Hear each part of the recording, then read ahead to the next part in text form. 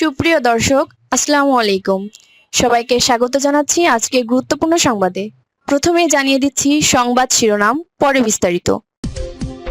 গাজায় যুদ্ধবিরতির মধ্যেই ড্রোন হামলা ও গুলি ইসরায়েলের। বিশ্বজুড়ে নতুন উত্তেজনা। কি ঘটতে যাচ্ছে এবার?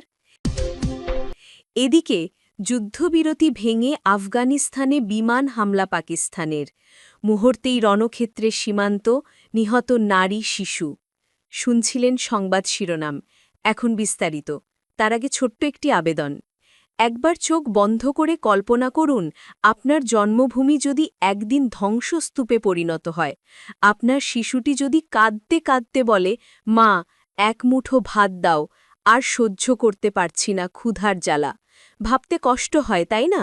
কিন্তু এই ভয়াবহ বাস্তবতাই এখন প্রতিদিনের চিত্র ফিলিস্তিনের গাজা উপত্যকায়। তাই অনুরোধ করছি, নিচে কমেন্টে লিখুন, গাজায় শান্তি চাই। আর গাজার শিশুর কান্নায় যদি আপনার হৃদয় কাঁদে, তাহলে শেয়ার করে ছড়িয়ে দিন প্রতিটি ধর্মপ্রাণ মানুষের কাছে। আপনার একটি শেয়ার, আপনার একটি কথা হয়তো পৌঁছে যাবে সেই শিশুদের কাছে যারা আজও আশায় বেঁচে আছে। পরগি সাবস্ক্রাইব করুন আমাদের চ্যানেল, কারণ আমরা বলি সেই খবর যা বড় বড় মিডিয়া লুকিয়ে রাখে। চলুন বেশি কথা না বাড়িয়ে বিস্তারিত জেনে নেই। গাজায় যুদ্ধবিরতির মধ্যেই ড্রোন হামলা ও গুলি ইসরায়েলের। গাজায় যুদ্ধবিরতি কার্যকর হলেও ইসরায়েলের হামলা থেমে নেই। এসব হামলায় প্রতিদিনই প্রাণ যাচ্ছে ফিলিস্তিনিদের।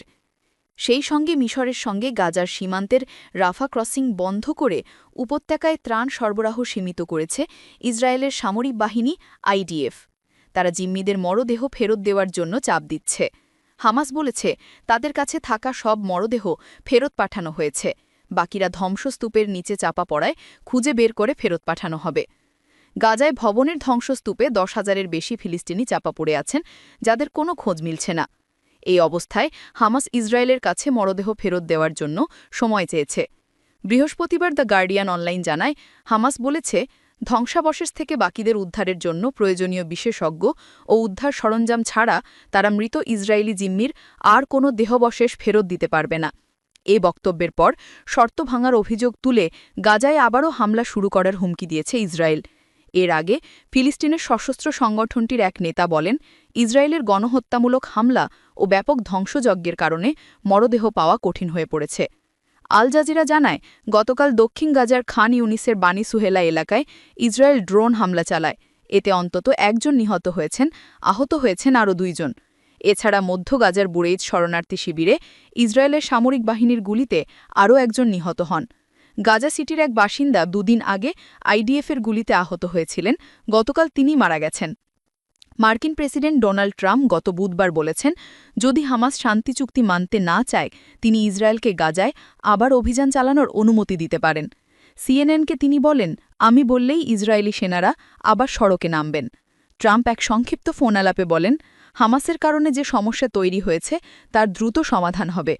সিএনএনের সঙ্গে ট্রাম্পের আলাপের পর 2 জ্যেষ্ঠ মার্কিন উপদেষ্টা বলেন, যুক্তরাষ্ট্র মনে করে না যে হামাস মৃত জিম্মিদের সবার দেহ না দিয়ে চুক্তির শর্ত ভঙ্গ করছে। তারা বলেন, যুক্তরাষ্ট্র তৃতীয় পক্ষের মধ্যস্থতার মাধ্যমে হামাসের কাছ থেকে নিশ্চয়তা পেয়েছে, অবশিষ্ট মরদেহ উদ্ধার ও ফেরত দেওয়ার সব প্রচেষ্টা করা হবে। মধ্যস্থতাকারীদের মাধ্যমে গোয়েন্দা তথ্য ও লজিস্টিক সহায়তা দিয়ে যুক্তরাষ্ট্র ওই মরদেহগুলো খুঁজছে। অনেক ক্ষেত্রে মরদেহ ভবন বা স্থাপনার ধ্বংসাবশেষের নিচে থাকতে পারে। যুদ্ধবিরতির শর্ত হিসেবে চলতি সপ্তাহের শুরুতেই 20 জিম্মিকে মুক্ত করে হামাস। পরে 2 দফায় 4 ও 3টি মরদেহ হস্তান্তর করা হয়। সর্বশেষ গত বুধবার রাতে 2 জিম্মির মরদেহ ইসরায়েলের কাছে হস্তান্তর করেছে ফিলিস্তিনের সশস্ত্র সংগঠনটি। এতে 28 মরদেহের মধ্যে 9টি ফেরত পেয়েছে ইসরায়েল। গাজায় এখন 19টি জিম্মির মরদেহ রয়ে গেছে। এগুলি হামাসের হাতে নেই বলেই ধারণা করা হচ্ছে। এদিকে যুদ্ধবিরতি ভেঙে আফগানিস্তানে বিমান হামলা পাকিস্তানের। সাম্প্রতিক সংঘাত থামিয়ে যুদ্ধবিরতি চুক্তিতে পৌঁছানোর পর আফগানিস্তানে আবারও বড় ধরনের বিমান হামলা চালিয়েছে পাকিস্তান।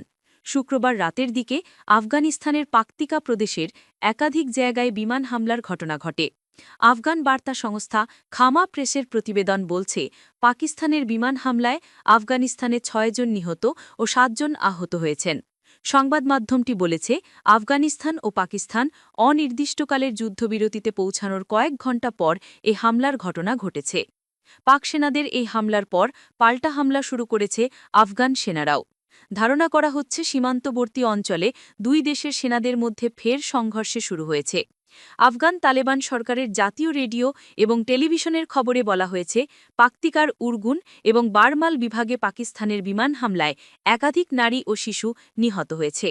খামা প্রেসকে ৬ জনের মৃত্যু ও ৭ জন আহত হওয়ার তথ্য জানিয়েছে পাকতিকার কমান্ডিং সেন্টার। তারা বলেছে, বিনা উস্কানিতে পাকিস্তান নতুন করে আবারও আফগানিস্তানের ভৌগোলিক অখণ্ডতা লঙ্ঘন করেছে। স্থানীয়রা জানিয়েছেন, শুক্রবার রাতের দিকে পাকিস্তানি ড্রোন আবাসিক এলাকায় বোমাবর্ষণ করে। এ হামলার আগে আফগান সরকারের মুখপাত্র জাবিহুল্লাহ মুজাহিদ অনির্দিষ্টকালের যুদ্ধবিরতির ঘোষণা দিয়েছিলেন। তিনি বলেছিলেন, উস্কানি না দিলে আফগানিস্তান আর কোনো হামলা চালাবে না। কিন্তু এই যুদ্ধবিরতি বেশিক্ষণ স্থায়ী হয়নি। পাকতিকার সরকারি কর্মকর্তারা জানান, এ হামলার পরেই আফগান সেনারা সীমান্তে পাল্টা হামলা শুরু করে। এমনটি চলতে থাকলে এ দ্বন্দ্ব ছড়িয়ে পড়তে পারে বলে সতর্ক করেছেন তারা। বিশেষজ্ঞরা বলছেন, আফগানিস্তান ও পাকিস্তানের মধ্যে বিশ্বাসের অভাব রয়েছে। এতে করে দুই দেশ সংঘাতে জড়িয়েছে। তবে এতে অনেক সাধারণ মানুষ নিহত হচ্ছে, যা পরিস্থিতি খারাপ করে দিতে পারে।